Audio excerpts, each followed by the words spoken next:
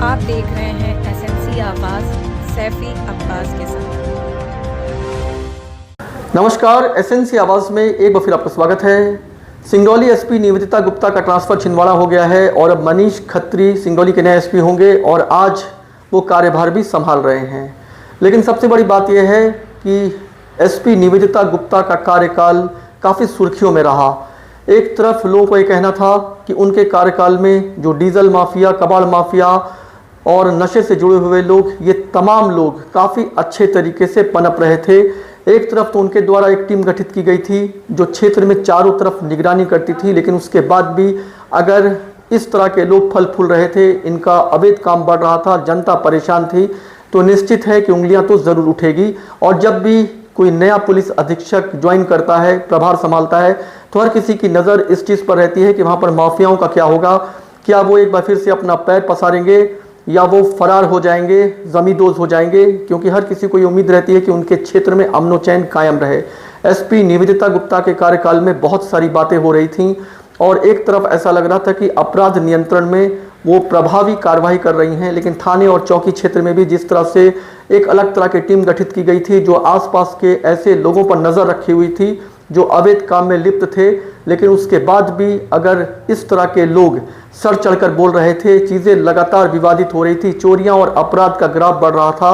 तो निश्चित है कि जब जनता त्रस्त होगी तो वो इस तरह के काम और इससे जुड़े हुए लोगों पर भी उंगलियां उठेंगी। जब काम बेहतर होता है तो लोग कप्तान की तारीफ भी करते हैं, जब चीज़ें खराब होती हैं और लोगों को ऐसा लगता है कि अमनो चैन संकट में आ गया है और अपराधी सर चढ़कर बोल रहे हैं और आंख दिखाकर वो लोगों को भयभीत करने की कोशिश कर रहे हैं, तो निश्चित है कि पुलिस कप्तान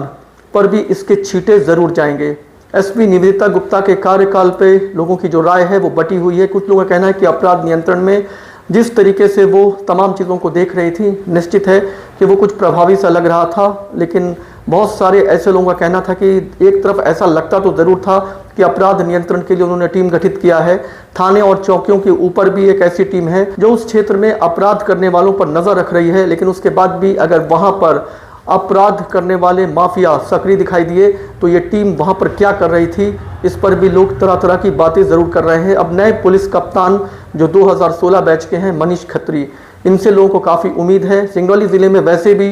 कबाड़ माफिया, डीजल माफिया, कोल माफिया और इसके साथ साथ नशे का एक बड़ा नेटवर्क है और कई बार जब सख्तियां होती हैं तो ये फरार हो जाते हैं, क्योंकि आसपास जो उत्तर प्रदेश और छत्तीसगढ़ का बॉर्डर है वहाँ पर ये अपना आशियाना बना लेते हैं। लेकिन वहीं अगर इन्हें पुलिस का संरक्षण जैसा दिखाई देता है तो एक बार फिर से ये अपने कद को बढ़ाने में लग जाते हैं। तो हर किसी को जब कोई नया पुलिस कप्तान आता है तो लोगों को एक बड़ी उम्मीद उनसे होती है और उन्हें ऐसा लगता है कि एक बार फिर उन्हें भय मुक्त, अपराध मुक्त क्षेत्र मिलेगा।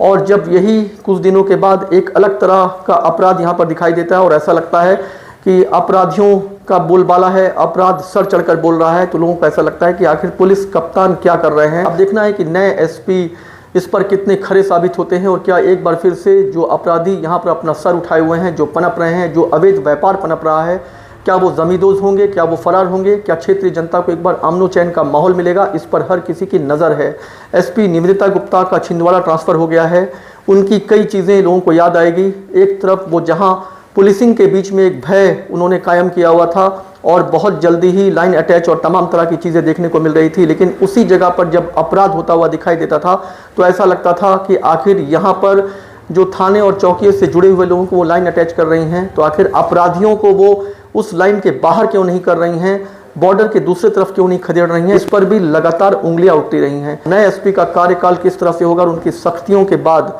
क्या अपराधी एक बार फिर से सिंगरौली ज़िले से बाहर जाने के लिए मजबूर होंगे, या जिस तरह से उन्होंने अपना अवैध कारोबार को पसार रखा था, क्या एक बार फिर से वो उससे समेटने के लिए मजबूर होंगे, बाध्य होंगे, इस पर हर किसी की नज़र है।